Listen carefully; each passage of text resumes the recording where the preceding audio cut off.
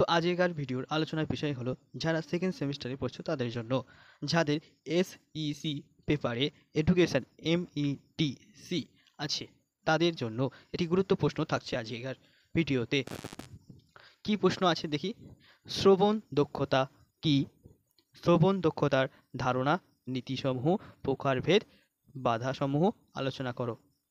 এই প্রশ্নটি অনেক কলেজে টিউটোরিয়াল এক্সামেও দিয়েছে। তোমরা এই প্রশ্নটার উত্তরটা লিখতে পারো ওই প্রজেক্টে, ঠিক আছে? তো উত্তরটা আমরা দেখি। এখানের প্রশ্নটা হচ্ছে শ্রবণ দক্ষতার কি। এখানে আমাদের প্রশ্নের মধ্যে লিখতে হবে ধারণা, নীতিসমূহ, প্রকারভেদ, বাধাসমূহ আলোচনা করতে হবে। উত্তরটা প্রথমেই লিখবো আমরা শ্রবণ দক্ষতা পয়েন্ট। একজন ভাষা শিক্ষার্থীর আবশ্যকীয় গুণ হলো শ্রবণগত দক্ষতা। জন্মের পর প্রথম যে দক্ষতায় একটি শিশু কুশলতা অর্জন করে তাহা হলো দেখা ও শোনা। এর মাধ্যমেই সেই পৃথিবীকে জানে ও চেনে।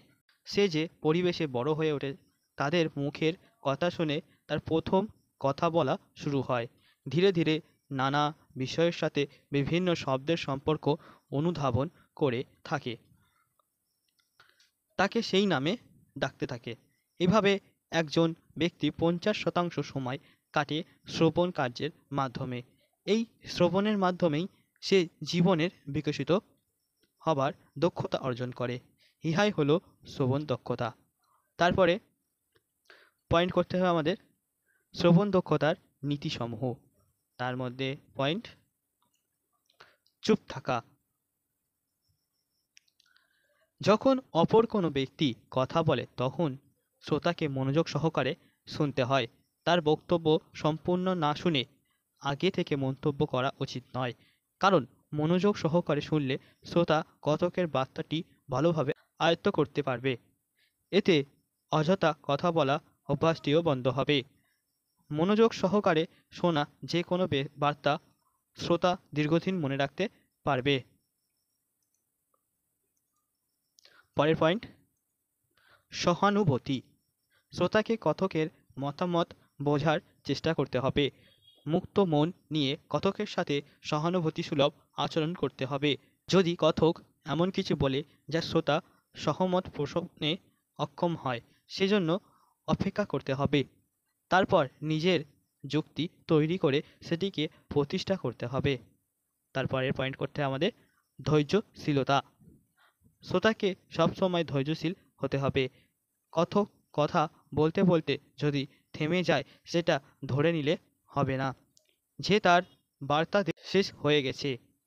অনেক সময় কথক কিছুটা সময় নেন তার বার্তা শ্রোতার কাছে বোধগম্য করে পৌঁছে দেবার জন্য। এক্ষেত্রে মাঝপথে বাধা না দিয়ে আগ্রহ সহকারে শুনতে হবে। পরের পয়েন্ট শ্রুতি মাধুর্য। যেসব বার্তা আমাদের কাছে শ্রুতি মধুর হয় তা শুনতে আমাদের সর্বদাই আগ্রহ বোধ করি। সেই জন্য কথকের বার্তাও আমাদের কাছে শ্রুতি মধুর হতে হবে। যেমন শিক্ষকের পাঠদান শিক্ষার্থীর কাছে শ্রুতি মধুর হতে হবে। এই জাতীয় শ্রবণ শ্রোতাদের কাছে অনেক বেশি কার্যকর হয়। আক্রোশ বর্জন। প্রতিটি ব্যক্তি তার নিজস্ব ভঙ্গিতে বক্তৃতা দেন।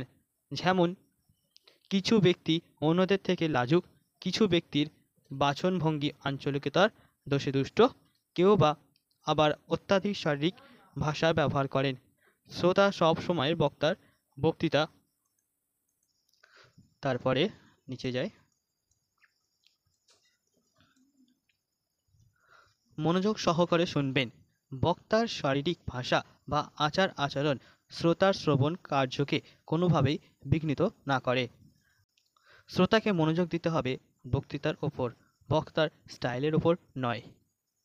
তারপরের পয়েন্ট শ্রোতার প্রকারভেদ বা শ্রেণীকরণ। শ্রবণ হলো কানে শুনে ভাষার অর্থ বুঝতে পারার ক্ষমতা। মনোযোগ সহকারে শোনাই হলো শ্রবণের কেন্দ্রবিন্দু। শ্রবণের মূল কেন্দ্রবিন্দু হলো শ্রোতা। সব শ্রোতা সমান হয় না, বিভিন্ন প্রকার শ্রোতা রয়েছে।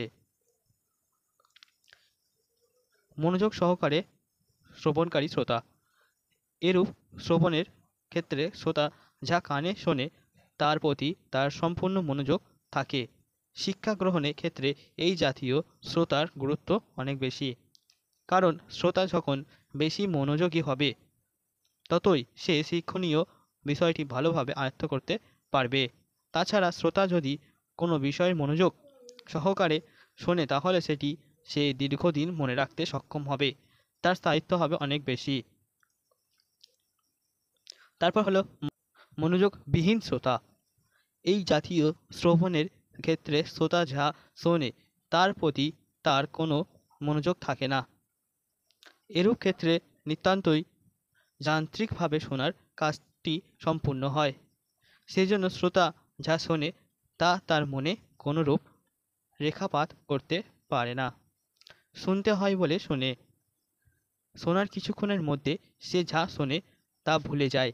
শিক্ষা গ্রহণের ক্ষেত্রে যে জাতীয় শ্রোতা কখনোই কাম্য নয়। বাধ্যতামূলক শ্রোতা। এইরূপ শ্রবণের ক্ষেত্রে শ্রোতাকে কিছু শুনতে বাধ্য করা হয়। এখানে বক্তার কথা না শুনলে শ্রোতা শাস্তি লাভ করতে হয় বলে সে শাস্তির ভয়ে ভীত হয়। সে যা শোনে তা কখনোই আনন্দদায়ক হয় না। শোনার প্রতি তার কোনো আগ্রহ থাকে না। তার ফলে শোনা জিনিস বেশি দিন মনে রাখতে পারে না। এই রূপ শ্রোতা বিরক্তিকর মনোভাব পোষণ করে। স্বতঃস্ফূর্ত শ্রোতা। এই জাতীয় শ্রবণের ক্ষেত্রে শ্রোতা স্বতঃস্ফূর্তভাবে বক্তার কথা শোনে।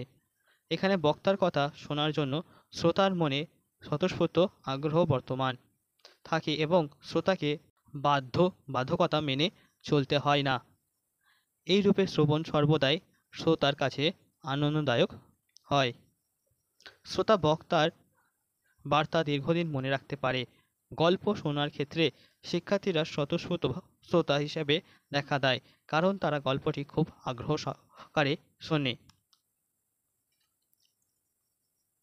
তারপর শ্রবণের বাধাসমূহ। শ্রবণের বাধাসমূহের প্রধানত তিনটি শ্রেণীতে ভাগ করা যায়: শারীরিক বাধা, অনুপযুক্ত পরিবেশগত বাধা এবং জনগণের তৈরি বাধা। প্রথমটি হলো শারীরিক বাধাসমূহ। শব্দ শ্রবণের ক্ষেত্রে ব্যবহার্য যান্ত্রিক বস্তুর সঠিকভাবে ব্যবহার না হওয়া, বারবার থেমে যাওয়া এবং অস্বস্তিকরভাবে বসার ব্যবস্থা প্রভৃতি শ্রবণের ক্ষেত্রে শারীরিক বাধা হিসাবে গণ্য হয়। কার্যকরী শ্রবণের ক্ষেত্রে প্রথম পদক্ষেপ হলো কানে শোনা। অতিরিক্ত মাত্রায় শব্দের ব্যবহার বক্তা ও শ্রোতার শ্রবণের পথে প্রধান বাধা হয়ে দাঁড়ায়, ফলে শ্রবণ কার্য ক্ষতিকর হয়। আবার ভুল বসার কারণে শ্রোতা বক্তার বার্তার প্রতি সঠিকভাবে মনোযোগ দিতে পারে না। তারপরের পয়েন্ট, অনুপযুক্ত পরিবেশগত বাধা। পরিবেশ যদি শ্রবণের অনুকূল না হয় তাহলে শ্রবণ কার্যকারী হয় না।